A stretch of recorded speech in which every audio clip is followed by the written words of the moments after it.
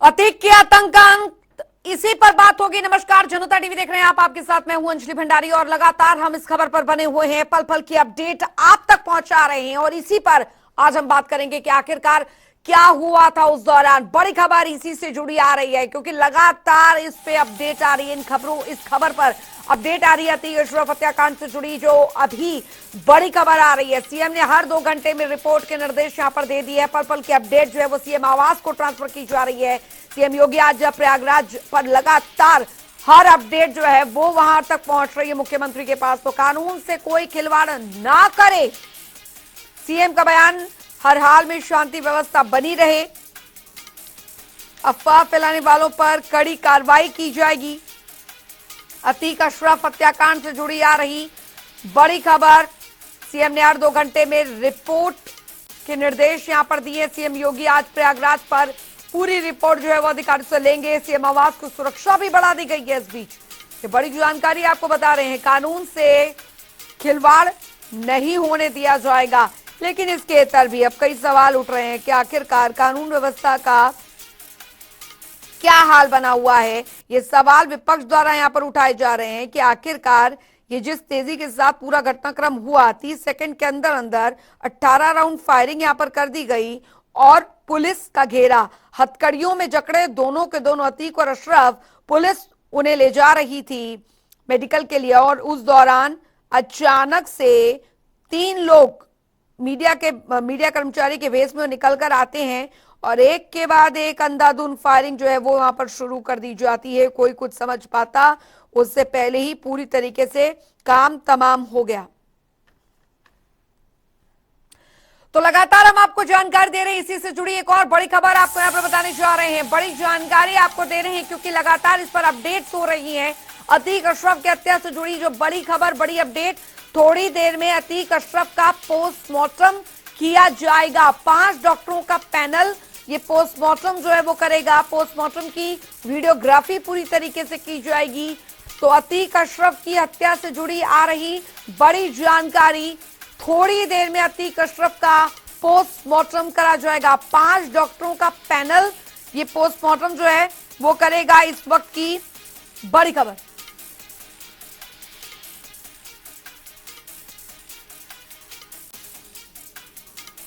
TN Mishra संवाददाता हमारे साथ लगातार इस बीच जुड़े हुए हैं। इस पर लगातार हम जानकारी यहां पर लेंगे। हमारे तमाम जो संवाददाता हैं वो भी हमारे साथ एक एक कर जुड़ेंगे, उनसे भी हम जानेंगे फिलहाल स्थिति क्या बनी हुई है। पूरे उत्तर प्रदेश में अलर्ट जो है वो यहाँ पर अलर्ट मोड पर है, चप्पे चप्पर पुलिस व्यवस्था है। टीएन मिश्रा, अभी क्योंकि जानकारी यहाँ पर सीधे तौर पर यह आ रही है कि प्रयागराज से निकल रही हर अपडेट जो है वो सीएम आवास में डायरेक्ट ट्रांसफर हो रही है और बैठक भी वहां पर चल रही है।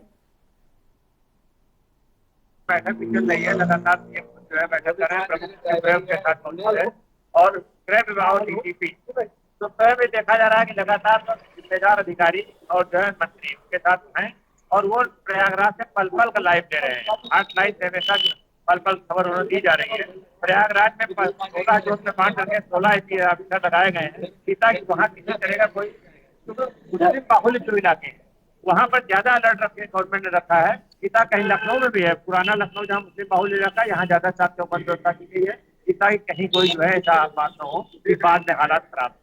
अब जहाँ तक सरकार की बात है तो सरकार लगातार इसकी समीक्षा भी कर रही है। जब 3 लोग पकड़े जा चुके हैं, 2 अज्ञात है जिनके खिलाफ मुकदमा दर्ज हो रहा है, न टोटल 5 लोगों के खिलाफ मुकदमा दर्ज किया गया है। तो अब सरकार एक तरफ उलझन लगी है कि इसका वर्कआउट करने में कि कैसे हत्या का मामला क्या था, क्यों किसने कराई, इसके पीछे कौन लोग हैं, और दूसरा नेग्लिजेंस कि जो पुलिस की लापरवाही सुरक्षा व्यवस्था में हुई है उसको लेकर के भी जांच की जा रही है। 3 सदस्यीय जो है न्यायिक जांच कमेटी पहले रात को मुख्यमंत्री ने गठित कर दी थी, वो कमेटी लगातार अपनी जांच शुरू कर चुकी है और इसके बाद उम्मीद की जा रही है कि 1-2 दिन में सबकी ऐसे रिजल्ट आएंगे कि जिससे पुलिस को। लेकिन इतने बड़े मामले के बावजूद अभी तक आधिकारिक तौर से शासन और प्रशासन ने न कोई प्रस्तुति है और न उनकी तरफ से कोई ऐसा जो है प्रेस नोट आया है इसके पीछे क्या है, या उनका स्पष्टीकरण हो या कोई घटनाक्रम के पीछे उनकी कोई जानकारी दी जा रही हो, ऐसा कुछ नहीं हुआ है। इसको लेकर के भी तमाम है। अभी सीएम आवास के बाहर सारा मीडिया का जमावड़ा लगा हुआ है। मंत्रियों के आवासों पर जाने पूरे तरह प्रतिबंध लगा दिया गया है कि किसी भी मंत्री के आवास पर कोई जो है नहीं जाएगा, वो मीडिया कर्मी। इस मीडिया कर्मियों को, क्योंकि मीडिया कर्मी के रूप में ही एनसीआर टीवी की था जिसके चैनल पे लोगो लगा करके लोग वहाँ गए थे, तो इसको कुछ माना जा रहा है कि कुछ फर्जी लोग मीडिया के आड़ में अपराधी आकर के भी कोई वारदात कर सकते हैं। इससे रोक लगा दी है, कोई मीडिया कर्मी किसी मंत्री घर नहीं जाएगा। और विशेषकर कालिदास मार्ग जहाँ मुख्यमंत्री रहते हैं और इस इलाके में रहने वाले मंत्रियों, डिप्टी सीएम, इन लोगों आवासों पर ज्यादा सुरक्षा की गई है और ये बाहर पीएसी भी बढ़ाई गई है और सुरक्षा कर्मी बाहर भी तैनात हैं। ठीक, टीएन मिश्रा, आपके पास मैं लौटूंगी। अरबाज हमारे साथ बांदा से इस बीच जुड़ गए हैं। ये वही जगह है जहां से इन तीनों आरोपियों में से एक जो आरोपी है लवलेश, वो वहां पर रहता है। परिवार जो सन्न रह गया अपने बेटे को टीवी पर देखकर और ये पूरा घटनाक्रम देखकर। अरबाज, परिवार वालों का क्या कुछ कहना है? जो लवलेश जो एक आरोपी है जिसने गोली चलाई थी, परिवार वालों का क्या कुछ कहना है? उन्हें पता था इस बारे में? उनके बेटे को जब उन्होंने टीवी पर देखा, इस पूरे घटनाक्रम को देखा, स्तब्ध रह गए। और कहा जा रहा है कि लवलेश जो है ये अपराधी प्रवृत्ति का था, ये इससे पहले एक केस में जेल भी जा चुका है। जी हाँ, देखिए बीती रात में जो है प्रयागराज में अतीक और उसके भाई अशरफ की 3 शूटरों ने गोली मार के हत्या कर दी थी। और उस हत्या में 3 लोग थे जिनको पुलिस ने गिरफ्तार कर लिया था। उसका जो मुख्य आरोपी है वो निकल के आया है, बांदा जिले का निवासी है, रहने वाला है। और अभी सुबह से ही उसके आवास पे मीडिया पुलिस कर्मियों की हलचल मची हुई है, जमावड़ा लगा हुआ है। स्थानीय लोग भी यहाँ मौके पे मौजूद हैं।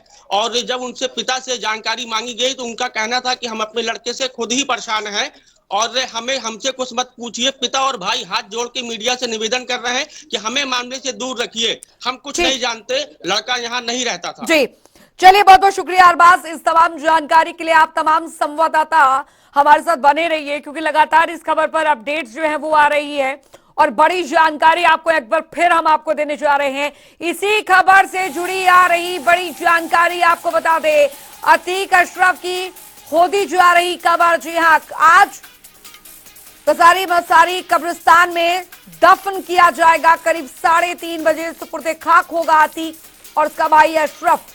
बड़ी खबर, दोनों की कब्र खोदी जा रही है कसारी मसारी कब्रिस्तान में। ये वही कसारी मसारी कब्रिस्तान है जहां उसके बेटे को भी दफन किया गया है, अतीक के, जिसका थोड़े दिन पहले ही एनकाउंटर हुआ। और बड़ी जानकारी क्योंकि आपको दे दे, पोस्टमार्टम अभी फिलहाल थोड़ी देर में शुरू हो जाएगा और पोस्टमार्टम के बाद पोस्टमार्टम रिपोर्ट बन जाएगी और उसके बाद अतीक और अशरफ की जो कब्र है जो खोदी जा रही है अभी, वहां पर उन्हें सुपुर्दे खाक किया जाएगा, उन्हें दफनाया जाएगा। करीब 3:30 बजे सुपुर्दे खाक होगा अतीक। और न्यूज रूम से हमारे सहयोगी पूजा मोहन पांडे हमारे साथ इस बीच जुड़ गई इस खबर पर ज्यादा जानकारी के साथ। पूजा, पूरा घटनाक्रम जिस तेजी के साथ हुआ और पल पल की अपडेट जिस तेजी के साथ आ रही है, सवालों की बौछार हो रही है। हुआ कैसे हुआ, किसी को जानकारी थी या नहीं थी, क्या कौन था इसके पीछे, क्या रंजिश थी इसके पीछे? देखिए, आपसी रंजिश बताई जा रही है अंजलि इस पूरे मामले में। सबसे बड़ी बात ये कि कहते हैं ना कि ग्रेविटी, जो सृष्टि की ग्रेविटी है वो अपने ही कर्म लौट कर वापस आते हैं। इसी तरह के बयान सत्ता पक्ष से भी खैर सामने आ रहे हैं। लेकिन सबसे बड़ी बात ये कि इस पूरे घटनाक्रम की हम क्रोनोलॉजी को समझने की कोशिश करें तो कल जिस दौरान अमेरिकी मेड पिस्टल की बरामदगी की खबर सामने आ रही थी, ये पिस्टल बरामद कहां से हुई? कसारी मसारी के जंगल से, वो जंगल जहां पर असद की कब्र बनी हुई है। जी। अब असद की कब्र के पास अतीक को लेकर के जाया जाता है। आमिर हमारे साथ लगातार बने रहे, कल पूरी रात आमिर हमारे साथ बने रहे। जनता टीवी ने पल पल की अपडेट दिखाई है। उसके बाद कसारी मसारी से शुरुआत, कसारी मसारी में अंत। अतीक, अभी आप तमाम दर्शकों को बता भी रही थी कि कसारी मसारी में ही आज अतीक और अरशद दोनों की कब्र भी खोदी जा रही है। लेकिन इस बीच सबसे बड़ा अपडेट क्या, असद के जनाजे में परिवार का कोई सदस्य शामिल नहीं हो पाया। लेकिन शाइस्ता परवीन कोशिश किस बात की कर रही हैं कि उनको उनके पति के जनाजे में शामिल होने दिया जाए, वो एटलीस्ट अपने पति को मिट्टी दे पाए। इसके लिए उनके वकील विजय मिश्रा ने कहा है कि वो सरेंडर भी कर सकती हैं। और इस बीच एक राजनीतिक घटनाक्रम भी, जिस दौरान हम बातचीत कर रहे हैं अंजलि, उस दौरान एक राजनीतिक घटनाक्रम भी घटित हो रहा है। वो घटित हो रहा है दिल्ली में। समझिए हो क्या रहा है। उत्तर प्रदेश में निकाय चुनाव हैं और भूपेंद्र चौधरी जो कि प्रदेश अध्यक्ष हैं, वो दिल्ली में इस समय मौजूद हैं। प्रदेश अध्यक्ष की मुलाकात हो रही है भाजपा के राष्ट्रीय अध्यक्ष जेपी नड्डा से और फाइनल हो रहे हैं प्रत्याशी। निकायों पर भी इस घटना का इम्पैक्ट बहुत तगड़ा देखने को मिल सकता है। अभी क्लियर नहीं कहा जा सकता कि अंडर करंट होगा या फिर क्लीन स्वीप बीजेपी के लिए। हालांकि विपक्ष लामबंद होने की कोशिश कर रहा है, विपक्ष इसको मानवाधिकार हनन की फ्रेमिंग देने की लगातार कोशिश कर रहा है। अखिलेश यादव का बयान आया कल रात ही, लगातार उन्होंने ट्वीट किया, उन्होंने कहा कि जब किसी अपराधी के हाथ में हथकड़ी बंधी हुई है, पुलिस की चाक चौबंद घेरे में वो मौजूद है और उस घेरे को भेदते हुए कोई पत्रकार की शक्ल इख्तियार करता है, वहां पर बिना नंबर प्लेट की गाड़ियां पहुंच जाती हैं, तो आम जनता आखिरकार सुरक्षित कैसे है। दूसरी तरफ असदुद्दीन ओवैसी, अब इसको नेशनल पॉलिटिक्स से भी रिलेट कीजिए। असदुद्दीन ओवैसी ने भी इस पूरे मामले में स्टैंड लिया, धड़ाधड़ उन्होंने भी ट्वीट किए, 3 ट्वीट उनके धड़ाधड़ आए। उसके बाद जयंत चौधरी, तमाम जो राजनीतिक दल है उन्होंने ट्वीट किया। प्रियंका गांधी देर से जागी लेकिन जागी, उन्होंने भी ट्वीट किया। उन्होंने भी मानवाधिकार की बात करी है, उन्होंने भी सरकार पर प्रश्न चिन्ह खड़े किए। लेकिन सरकार क्या कर रही है, इस्लाम बंदी को तोड़ने के लिए सरकार क्या कर रही है वो भी हमें समझना पड़ेगा। बिल्कुल, गवर्नमेंट ने एक जुडिशियल आयोग गठित करने की बात करी है। वो कह रहे हैं कि हम मामले को ऐसा नहीं है कि जाने देंगे, हम मामले का संज्ञान लेंगे, जुडिशियल आयोग बनाया जाएगा जिसमें 3 जो जुडिशियल मेंबर्स होंगे उनको शामिल किया जाएगा, जांच पूरे मामले की करवाएंगे। केंद्र सरकार ने भी अपना स्टैंड लेते हुए यूपी गवर्नमेंट से रिपोर्ट तलब करी है कि आप बताइए कि कोई व्यक्ति आप साबरमती जेल से लेकर के जाते हैं, नैनी जेल में लेकर के जाते हैं, धूमनगंज थाने में उससे पूछताछ करते हैं और आखिरकार वो आखिरी में शूट आउट उसका हो जाता है। किस तरीके से सुरक्षा व्यवस्था कहाँ थी आपकी? बहुत सारे सवाल अभी बाकी हैं जिनके जवाब धीरे धीरे सामने आएंगे। अंजलि, बिल्कुल पूजा, लेकिन एक बयान जो अभी सामने आया सुबह सुबह वो था संजय निषाद का।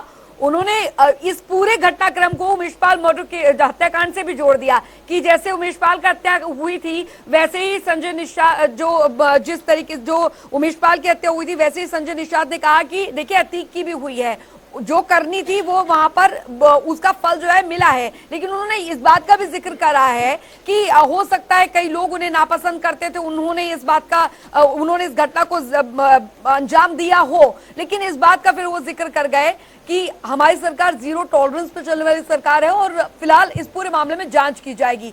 इसको किस तरीके से देखें?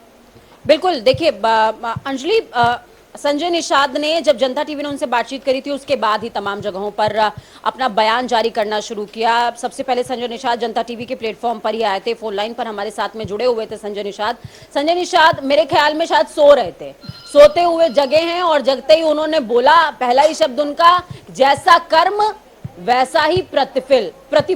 लेकिन जब हमने उनसे क्रॉस क्वेश्चन किया कि भाई साहब आप प्रतिफल की तो बात कर रहे हैं लेकिन आपके सुरक्षा घेरे पर भी तो प्रश्न चिन्ह उठेगा, लॉ एंड ऑर्डर पर तो प्रश्न चिन्ह उठेगा ना, क्योंकि आपकी जो प्रदेश सरकार है वो लॉ एंड ऑर्डर का ढिंडोरा पीटती है हर राज्य के चुनावों में जाकर के। क्या आपके लॉ एंड ऑर्डर पर प्रश्न चिन्ह नहीं उठेगा? ठीक है, आपने अतीक का खात्मा कर दिया, लेकिन सवालों का जवाब देंगे कैसे? इस जवाब से वो भी बचते हुए नजर आए हैं। बाद में उन्होंने डैमेज कंट्रोल किया। इस बीच तमाम दर्शकों को एक और अपडेट दे दे अंजलि। जी बिल्कुल, कि गुड्डू मुस्लिम को भी ट्रेस किया गया है महाराष्ट्र में। तमाम दर्शकों के लिए ये बड़ा अपडेट है, गुड्डू मुस्लिम को महाराष्ट्र में ट्रेस किया गया है। हो सकता है कि एसटीएफ उस तक भी पहुंच जाए। बिल्कुल अंजलि, वही नाम है, बहुत ये बड़ी गुड्डू खबर मुस्लिम वही नाम है जो अतीक अहमद और अशरफ जो था उसने आखिर में एक वो वर्ड कहा था और उसके बाद उन पर हमला किया गया था और उनकी मौत हो जाती है। लौटूंगी पूजा आपके पास, अंकित हमारे साथ हमीरपुर से इस बीच जुड़ गए हैं। अंकित, फिलहाल देखिए तस्वीर यहाँ पर ये है, लगातार अपडेट्स यहाँ पर आ रही है, पुलिस की चौकसी बढ़ा दी गई है। हमीरपुर में क्या तस्वीर है?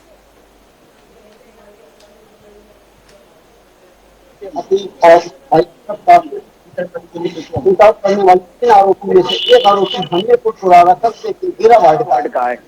मैं उसके घर पर अभी मौजूद हूँ, जहाँ पे अब देख सकते हैं बहुत ढेर सारा जमावड़ा लगा हुआ है और लोगों का सुबह से आना जाना लगा हुआ है। और यदि इस सनी सिंह उर्फ पुराने की बात की जाए तो कभी बहुत छोटे से केस है, जुआ खेलने में जेल गया हुआ था। उसके बाद वहां छूटने वालों से छोटी चाय की दुकान खोली और पुराने चाय वाले के नाम से मशहूर कुरारा में उसकी दुकान चाय की रही। लेकिन 2015 में गोली हत्याकांड में उसका दोबारा इस दलदल में फंसना हुआ और गोली हत्या और जेल गया। और उसके बाद से उसका केवल और उसका भविष्य बिल्कुल बदलता नजर आया। और 2015 के बाद जब गांव वालों को जानकारी मिली तो सीधे ये जानकारी मिली कि अतीक अहमद और अशरफ को मारने वाला जो शनि सिंह है वो हमारे वार्ड गेरा और कुरारा का ही निवासी है। तो ये सब सुनकर गांव वालों के बीच में बहुत ही सनसनी फैली हुई है। और उनके पड़ोसी हमारे साथ मौजूद है, उनसे हम बात करेंगे, वो बताएंगे कैसा उसका बर्ताव था,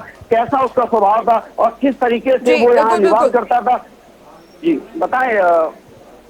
मुझे तो नहीं लगा कि अपराधिक प्रवृत्ति का है, क्योंकि बोलचाल सही था। लेकिन जुआ के केस में जब जेल गया उसके बाद उसके जो स्वभाव में परिवर्तन आया, और उसके बाद तो हमारा 12-13 साल कोई मिले नहीं उससे। अब सुना है ये इसने अतीक अहमद और अशरफ को मार दिया है। 12-13 साल बाद आज उसका नाम सुनने को मिला है। बिल्कुल बिल्कुल। तो ये लोग हैं, ये वो उसी गांव के लोग हैं जहां से ये आरोपी जो है जिन्होंने कल हमला किया है वो वहां के रहने वाले हैं। लौटूंगी अंकित आपके पास। सुभाष गोरखपुर से हमारे संवाददाता लगातार हमारे साथ बने हुए हैं। सुभाष, अब क्योंकि देखिए सुरक्षा का घेरा बढ़ा दिया गया है, मुख्यमंत्री आवास का भी, गोरखपुर में फिलहाल वहां की कैसी स्थिति बनी हुई है? गोरखपुर में सुरक्षा के क्या बंदोबस्त वहां पर किए गए हैं? बिल्कुल अंजलि, मैं बता दूं आपको कि बीती रात से ही पुलिस पूरी तरीके से अलर्ट मोड पे है। और आपको बता दें जो संवेदनशील ये एरिया है यहाँ पे गोरखपुर में, जैसे तिवारीपुर हो गया, घासी कटरा हो गया, तुर्कमानपुर हो गया और तमाम ऐसे इलाके हैं जहाँ पे जो है संवेदनशील एरिया है, वहाँ पे पुलिस पूरी तरीके से चौकसी बरत रही थी। रात से ही, आज सुबह से ही पुलिस पूरी तरीके से अलर्ट मोड पे है। आपको ये भी बता दें कि जो गली मोहल्लों में जो छोटे छोटे रेस्टोरेंट होते हैं, दुकान होते हैं चाय की, वहाँ पे लोग इकट्ठा होते हैं, तो पुलिस वहाँ पे किसी को भी इकट्ठा नहीं होने दे रही है। और पूरी तरीके से जो भी सड़कों पे शरारती तत्व घूम रहे हैं, टहल रहे हैं, उनको पुलिस पूरी तरीके से जो है हिरासत में लेके एक आध लोगों को छोड़ दी है, लेकिन पूरी तरीके से जो है चौकसी बरत रही है। वहीं आपको बता दें ये भी अंजलि की गोरखपुर में मुख्यमंत्री आवास है, यानी कि गोरखनाथ मंदिर, जिसकी सुरक्षा पहले से ही बहुत टाइट रहती है, वहाँ पे जो है क्योंकि मुख्यमंत्री आवास भी है अंदर, तो इसको लेकर पूरी तरीके से जिले की जो जिला प्रशासन है वो पूरी तरीके से अलर्ट मोड पे है। और ये भी बताया जा रहा है कि रात से ही उसकी सुरक्षा पूरी तरीके से बढ़ा दी गई है। जी बिल्कुल, लौटूंगे आपके पास सुभाष। और हमारी सहयोगी पूजा मोहन पांडे भी लगातार न्यूज रूम से हमारे साथ बनी हुई है तमाम अपडेट के साथ। पूजा, इन सब बातों में एक बात निकलकर सामने जो आई है, कई अपडेट जो आ रहे हैं, तीनों आरोपी जो थे वो आपराधिक प्रवृत्ति के थे, जेल वो किसी न किसी मामले को लेकर जा चुके थे। दूसरी चीज ये कि वो अतीक अहमद, जिसको जब साबरमती जेल से लेकर आया जा रहा था तो ऐसी सुरक्षा का घेरा बढ़ाया गया था कि परिंदा भी पर ना मार सके उस दौरान ये निकलकर। और तीसरी बात ये कि कल जब उसे मेडिकल के लिए लाया जा रहा था वहां पर, तो हथकड़ियां हाथों में थी, ये गनर भी वहां पर था, पुलिस का बहुत अच्छा घेरा भी वहां पर था, लेकिन मीडिया को इतनी पास आने दिया गया, शायद इससे पहले अतीक के पास इतनी करीब तक तो मीडिया को कभी आने भी नहीं दिया गया। तो ये इस बात का इल्म था उन हमलावरों को कि इतनी सहूलियत दी जाएगी उस दौरान। देखिए अंजलि, अगर इस पूरे घटनाक्रम को आप देखेंगी तो आपको समझ में आएगा कि कैसे वो सुरक्षा घेरा जो अतीक जैसे मुजरिम को हैंडल कर रही थी, वो सुरक्षा घेरा जो अशरफ को हैंडल कर रही थी, उस सुरक्षा घेरे को कौन बेधता है? ऐसे लोग जिनके ऊपर छुटपुट केसेस दर्ज हैं। उनके उस क्षेत्र से ऐसी बाइकें बरामद होती हैं जिनमें नंबर प्लेट नहीं है। सवाल ये, यातायात पुलिस कहां पर थी? क्या सो रहे थे आप? भाई अतीक मेडिकल के लिए जा रहा है, उसको मेडिकल के लिए लेकर के जाया जा रहा है, आपको पता तो होगा ही, लेकिन आपने क्या उस क्षेत्र में सुरक्षा पर नजर नहीं दौड़ाई? आपने क्या वहां पर लोगों की सघनता से जांच नहीं करी? जो जांच अब हो रही है तब नहीं की गई। बहुत सारे सवाल उठेंगे जिनके जवाब देने बाकी हैं, लेकिन इस बीच तमाम दर्शकों को अंजलि बड़ी खबर ये दे देते हैं कि डीजीपी राजकुमार विश्वकर्मा सीएम आवास पर पहुंच गए। और सबसे बड़ी बात ये कि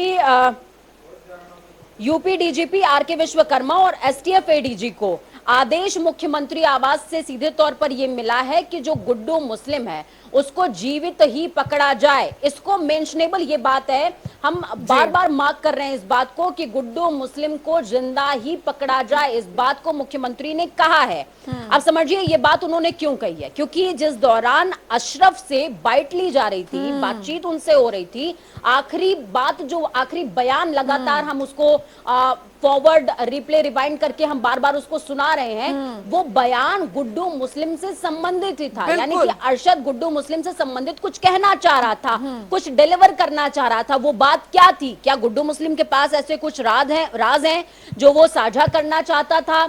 अशरफ क्या वो अपने आप को बचाना चाहता था? बहुत सारे ऐसे सवाल हैं जिनके जवाब अब मात्र और मात्र एक व्यक्ति दे सकता है, वो है गुड्डू मुस्लिम, जो और भी राज उजागर करेगा। और सबसे बड़ी बात ये कि 2 दिनों तक जब अतीक और अशरफ से पूछताछ हुई, उस दौरान क्या पूछताछ हुई, क्या खुलासे हुए, इसकी भी रिपोर्ट अभी सामने आना बाकी है। 3 बजे एडीजी आरके विश्वकर्मा जो हैं वो प्रेस कॉन्फ्रेंस करने वाले हैं। प्रेस कॉन्फ्रेंस पर सभी की नजर रहेगी क्योंकि इस प्रेस कॉन्फ्रेंस से बहुत कुछ क्लियर होने वाला है। अंजलि, बिल्कुल, इस प्रेस कॉन्फ्रेंस से बहुत कुछ क्लियर होने वाला है पूजा। लेकिन अब सवाल यहाँ पर ये है कि गुड्डू मुस्लिम का नाम जो निकलकर सामने आया है, क्या ये अभी निकल कर आया है या पुलिस पूछताछ में अतीक और अशरफ द्वारा पहले भी इसका जिक्र हुआ है? जाहिर तौर पर हो सकता है कि इस प्रेस कॉन्फ्रेंस में कहीं ना कहीं इस बात को डिलीवर जो है वो किया जाए कि आखिर ये संबंध क्या है गुड्डू मुस्लिम, अतीक और अशरफ के बीच। दौरान से ही गुड्डू मुस्लिम का नाम लगातार चल रहा है, तमाम दर्शकों को बता दें। और जिस दौरान असद का एनकाउंटर हुआ और उसके साथ में जो गुलाम था उसका एनकाउंटर हुआ, उस एनकाउंटर के बाद से ही एक तस्वीर वायरल हो रही थी। वो तस्वीर हमने भी दिखाई है, सूत्रों के हवाले से दिखाई है कि गुड्डू मुस्लिम का हो सकता है कि एनकाउंटर हो गया, क्योंकि जिस शर्ट में गुड्डू मुस्लिम की तस्वीरें वायरल हो रही थी, जालौन का वो बताया जा रहा था कि जालौन में उस समय में मौजूद है, ठीक उसी कपड़े में, उसी रंग रूप के साथ, उसी डील डॉल के का एक शव मिलता है। जो शव पूरी तरीके से छत विछत होता है, कहा जा रहा था कि उसका भी एनकाउंटर हो गया है। ये खबर हमने दिखाई थी, लेकिन उसके बाद लगातार वो खबर वैनिश हो गई, बिल्कुल वो खबर गायब हो गई और अचानक से गुड्डू मुस्लिम का नाम सामने आता है। कब? कल रात में। और उसी समय पे फायरिंग होती है। फायरिंग के बाद अरशद और अतीक दोनों का गेम ओवर दोनों का चैप्टर क्लोज। लेकिन चैप्टर क्लोज होने के साथ सवाल बहुत सारे हैं जो उत्तर प्रदेश प्रशासन को भारी पड़ने वाले हैं। बिल्कुल बिल्कुल, सवाल यहाँ पर यही है कि आखिरकार इस गर्त में कौन छिपा हुआ है, किसके बोलने पर, किसके इशारों पर ये सब हुआ है। बहुत बहुत शुक्रिया पूजा आपका और आप तमाम संवाददाताओं का इस तमाम जानकारी, तमाम अपडेट के लिए। लेकिन इस केस से, इस मुद्दे से जुड़े जो भी खबर आएगी वो आप तक पहले पहुंचाएंगे। वक्त एक छोटे से ब्रेक का।